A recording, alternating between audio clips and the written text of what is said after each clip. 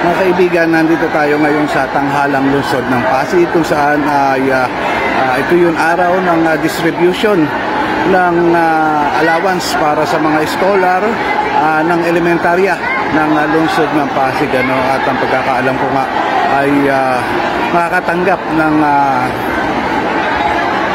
7,500 ang bawat isang estudyante itong programang ito. Ito ay malaking tulong para sa mga magulang ng mga batang nag-aaral dito sa lungsod ng Pasig bilang scholar.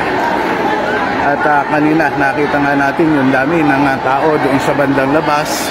Mamaya babalikan natin at ang dami ng mga kukuha ngayon ng allowance para sa mga scholar na programa ng city government.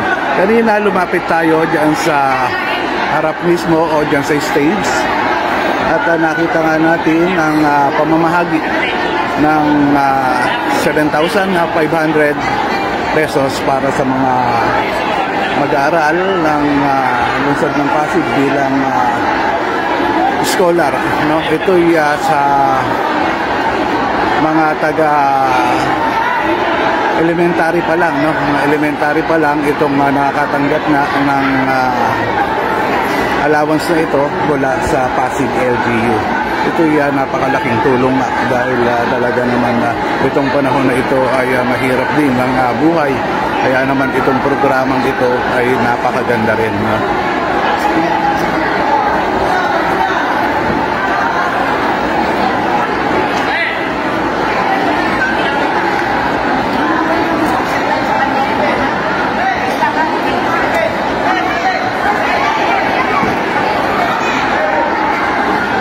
So kanina may natanong tayo kung paano yun pagkuha o paano nakapag-avail ng ganitong allowance sa mga scholar, at nakausap natin kanina yun na isang magulang natanong natin. Ang sabi nga ay search lang daw ang Pasig City Scholar at doon malalaman na yun requirements. Kaya doon sa mga hindi pa nakakapag-file ng scholar dito sa lungsod ng Pasig ay pwede nyo malaman doon sa page ng Pasig City Scholar.